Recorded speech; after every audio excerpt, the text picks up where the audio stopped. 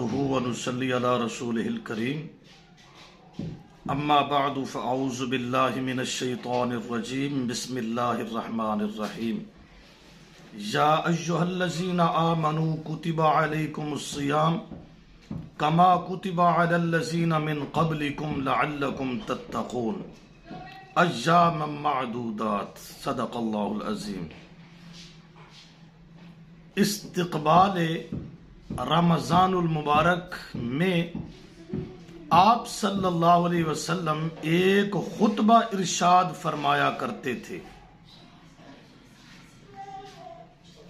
اور اس خطبہ والی حدیث مبارکہ کے راوی سیدنا حضرت سلمان فارسی رضی اللہ تعالی عنہ ہے۔ وعن سلمان قال، سیدنا حضرت سلمان رضی اللہ تعالی عنہ فرماتے ہیں، خطبنا رسول اللہ صلی اللہ علیہ وسلم، ہمیں اللہ کے پیارے پیغمبر صلی اللہ علیہ وسلم نے خطبہ دیا، اور کب دیا؟ فی آخر یوم من شعبان، شعبان کے آخر میں دیا۔ رمضان المبارک سے جو پہلا اسلامی مہینہ ہے اسے شعبان کہتے ہیں، اس شعبان کے آخر میں خطبہ دیا۔ فقال، آپ صلی اللہ علیہ وسلم نے صحابہ کرام کو جمع کیا اور اس خطبہ میں اللہ کے پیارے پیغمبر صلی اللہ علیہ وسلم نے جو کچھ ارشاد فرمایا وہ یہ ہے۔ آپ نے فرمایا، یا ایھا الناس، اے لوگوں، سارے لوگوں کو خطاب کیا، صحابہ کرام کی پوری جماعت کو خطاب کیا۔ آپ نے فرمایا، قد اظلکم شہر عظیم، قد پکی بات ہے، اظلکم آ پہنچا یا سایہ فگن ہو رہا ہے تم پر ایک مہینہ، اور وہ مہینہ کیا ہے؟ عظیم، عظمت والا مہینہ ہے۔ اللہ نے اس مہینے میں عظمت رکھی ہے۔ کیا مطلب ہے اس کا؟ 11 مہینوں کا سردار مہینہ ہے۔ جس طرح جمعہ کا دن ہفتے کا سردار ہے، یعنی پورے ہفتے کا جو سردار دن ہے وہ جمعہ کا دن ہے، اس کو باقی ہفتہ کے دنوں پر عظمت حاصل ہے۔ فرشتوں میں جبرائیل امین کو عظمت حاصل ہے، اس کو سرداری میسر ہے۔ اسی طرح انبیاء میں امام الانبیاء صلی اللہ علیہ وسلم کی عظمت ہے۔ اسی طرح فرمایا، جس طرح آسمانی 104 کتابوں پر قرآن مقدس کو عظمت حاصل ہے، تو فرمایا کہ یہ جو شہر ہے رمضان المبارک کا مہینہ، یہ عظیم مہینہ ہے، یعنی 11 مہینوں کا سردار ہے اور 11 مہینوں سے اس کی عظمت زیادہ ہے۔ یہ عظیم مہینہ ہے، عظمت والا ہے۔ اور عظمت کیوں نہ ہوتی؟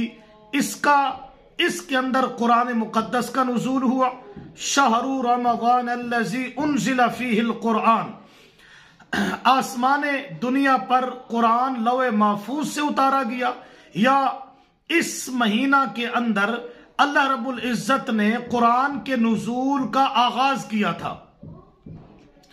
اسی طرح تو اس کو یہ بھی عظمت حاصل ہے، اور اس کے اندر ایک رات بھی ہے جس کا ذکر اس حدیث میں، اس خطبہ میں آنے والا ہے۔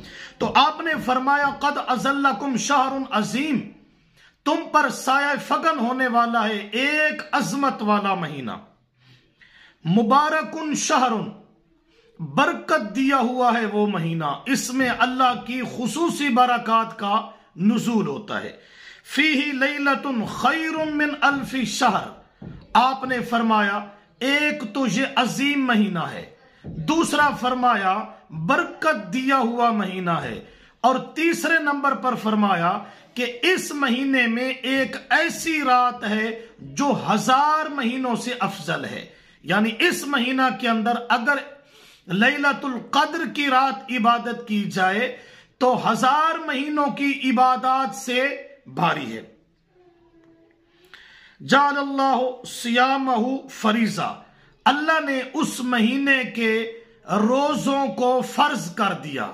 جو بالغ ہے، عاقل ہے، موحد ہے اور اس کو کوئی عذر لاحق نہیں، ایسا عذر جو روزہ رکھنے سے مانے ہو، تو اس بندے پر روزہ کیا ہے؟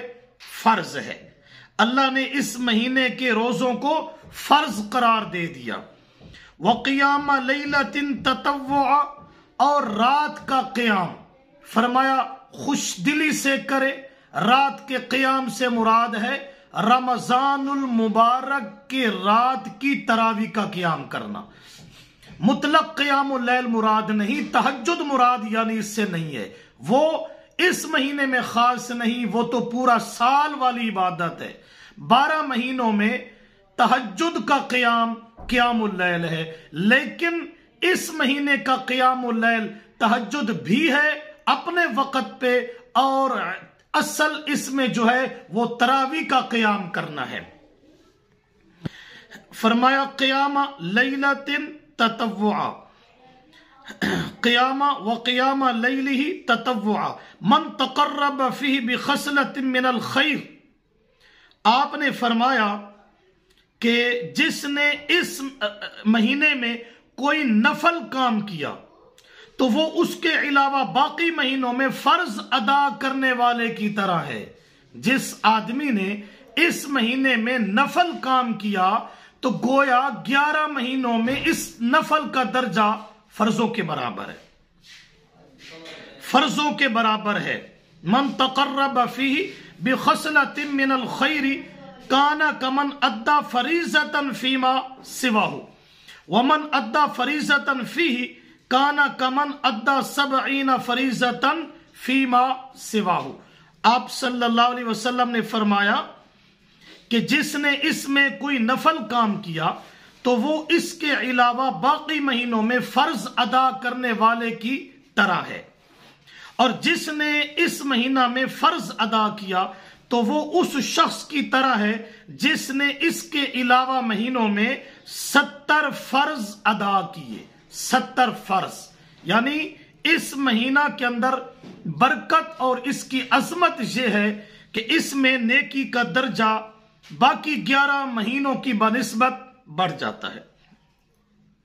آپ صلی اللہ علیہ وسلم نے اس خطبہ میں فرمایا وَهُوَ شَهْرُ الصَّبْرِ، فرمایا یہ صبر کا مہینہ ہے۔ وَالصَّبْرُ ثَوَابُهُ الْجَنَّةُ، اور صبر کا بدلہ جنت ہے۔ اس میں صبر ہوتا ہے، انسان کھانے سے، پینے سے اور خواہشات سے صبر کرتا ہے، ہر وہ لا یعنی کام نہیں کرتا جو روزے کے منافی ہے۔ اسی طرح جو گناہ کے کام ہے یا شر کا کام ہے تو انسان اس میں رکا رہتا ہے، نفس پر قابو پاتا ہے، تو صبر کرتا ہے اور اس کی عبادات پر ڈٹ جاتا ہے، تو اس لیے اس کو صبر والا مہینہ قرار دیا گیا اور فرمایا کہ صبر کا بدلہ جنت ہے۔ آپ نے فرمایا وَشَهْرُ الْمُوَاسَاةِ، یہ ہمدردی کا مہینہ ہے کہ اس میں انسان کی ہمدردی کا جذبہ پیدا ہوتا ہے، دوسرے کی خیر خواہی کرنا، اس سے ہمدردی کرنا۔ اور فرمایا وَشَهْرٌ يَزْدَادُ فِيهِ رِزْقُ الْمُؤْمِنِ، یہ ایسا مہینہ ہے کہ اس کے اندر مومن کا رزق بڑھ جاتا ہے۔ ظاہر بات ہے کہ انسان اس مہینہ کے اندر روزہ رکھتا ہے، باقی عبادات کرتا ہے، صبر اور شکر کی انسان کو عادت پڑ جاتی ہے، تو اللہ پاک اس کی برکت سے مومن کی روزی کو بڑھا دیتا ہے۔ آپ نے اس خطبہ میں فرمایا من فطر فیہ صائما کان لہ مغفرۃ لذنوبہ، فرمایا جس آدمی نے اس مقدس مہینہ کے اندر کسی کا روزہ افطار کروایا تو آپ نے فرمایا اللہ پاک اس کے سارے گناہوں کو بخش دے گا۔ وَعِتْقَ رَقْبَتِهِ مِنَ النَّارِ، اور اس کی گردن کو آگ سے بچا دے گا، محفوظ کر دے گا۔ وَكَانَ لَهُ مِثْلُ أَجْرِهِ مِنْ غَيْرِ أَنْ يَنْقُصَ مِنْ أَجْرِهِ شَيْءٌ، اور پھر اس کو پورے روزے کا ثواب ملے گا اور اس کا ثواب بھی کم نہ ہوگا۔ جب یہ ساری گفتگو اس خطبہ میں صحابہ کرام نے سنی تو صحابہ کہتی ہیں قلنا یا رسول اللہ، ہم نے کہا اے اللہ کے پیغمبر لیسا کلنا یجدو ما نفطر بہ الصائم، ہم میں سے تمام کی حالت تو یکساں نہیں، ہمارے گھر میں فقر و فاقہ ہے، تو ہم اتنی طاقت کہاں سے پائیں کہ کسی کا روزہ افطار کروائیں۔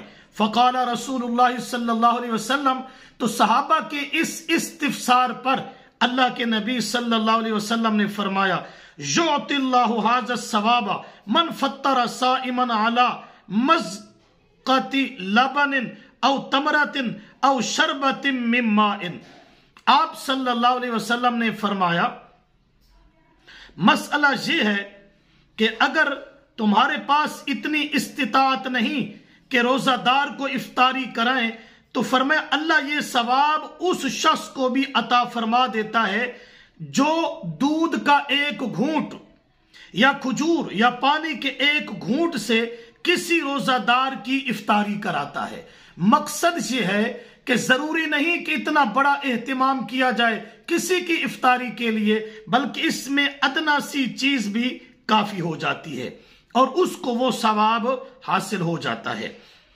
آپ صلی اللہ علیہ وسلم نے اس خطبہ میں فرمایا وَمَنْ أَشْبَعَ صَائِمًا سَقَاهُ اللَّهُ مِنْ حَوْزِ شَرْبَةً لَا يَزْمَعُ حَتَّى يَدْخُلَ الْجَنَّةَ۔ آپ صلی اللہ علیہ وسلم نے فرمایا جو شخص کسی روزہ دار کو شکم سیر کر دیتا ہے، یعنی کسی کا پیٹ بھر دیتا ہے، تو اللہ اسے میرے حوض سے پانی پلائے گا تو اسے جنت میں داخل ہو جانے تک شدت کی پیاس نہیں لگے گی۔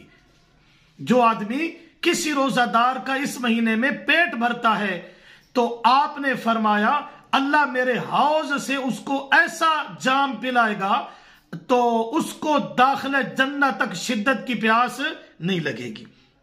آپ نے فرمایا وَهُوَ شَهْرٌ، یہ رمضان المبارک کا ایسا مقدس مہینہ ہے، اولہ رحمت واوسطہ مغفرت وآخرہ عتق من النار۔ آپ نے فرمایا اس مہینے کا پہلا عشرہ وہ رحمت بھرا ہے، دوسرا مغفرت بھرا ہے، اور تیسرا آگ سے آزادی کا اعلان ہوتا ہے۔ رحمت تو ہر وقت جاری و ساری ہے، لیکن خصوصی رحمت جو ادنا سے کام کرنے پر انسان کو مل جائے گی، رحمت بندے کو ڈھونڈ لائے گی۔ باقی مہینوں میں رحمت کو تلاش کرنا پڑتا ہے، لیکن اس میں اتنا غلبہ اللہ کی رحمت کا ہوتا ہے کہ انسان کو نیکی کی بہت ساری توفیق میسر ہو جاتی ہے، اور انسان جو بہت زیادہ اعمال کر کے جس رحمت کو حاصل کرتا ہے، ادنا سے عمل کرنے پہ انسان کو وہ رحمت حاصل ہو جائے گی۔ اور دوسرے عشرے میں فرمایا مغفرت ہے۔ رحمت تو ہے ہی ہے نا، لیکن مغفرت کا غلبہ ہوتا ہے کہ انسان کو توبہ کی توفیق میسر ہوتی ہے، اور اللہ پاک ادنا سی نیکی پر اور ادنا سی معافی پر اس کی بخشش فرما دیتے ہیں، اور آخری عشرے کے بعد اللہ رب العزت اس کے گناہوں کی معافی کر کے اس کو آگ سے آزاد لکھ دیتے ہیں۔ آپ نے فرمایا وَمَنْ خَفَّفَ عَنْ مَمْلُوكِهِ فِيهِ غَفَرَ اللَّهُ لَهُ وَآتَقَهُ مِنَ النَّارِ، کہ جو اس مہینے میں اپنے غلام پر آسانی کا معاملہ کرتا ہے، کہ باقی مہینوں کی بنسبت اس سے کام تھوڑا کرواتا ہے، مزدوری زیادہ دیتا ہے، اس کو روزہ ہے تو اس کا بھی خیال کرتا ہے، غلام ہے، نوکر ہے، ماتحت ہے، ملازم ہے، اس پر آسانی کا معاملہ کرتا ہے تاکہ وہ اس مہینے کے اندر اللہ کی عبادت پوری کر لے، تو اللہ پاک اس تخفیف کرنے والے سردار اور آقا کے اللہ گناہ بھی معاف کر دیتا ہے، اور اللہ اس کو جہنم کی آگ سے چھٹکارا بھی دے دیتا ہے۔ تو یہ خطبہ تھا جو امام الانبیاء صلی اللہ علیہ وسلم رمضان المبارک کے شروع میں یعنی ابتدا سے پہلے اور شعبان کے مہینہ کے آخر میں یہ خطبہ دیا کرتے تھے، اور رجب کے آغاز میں اللہ کے پیارے نبی صلی اللہ علیہ وسلم ایک دعا مانگا کرتے تھے۔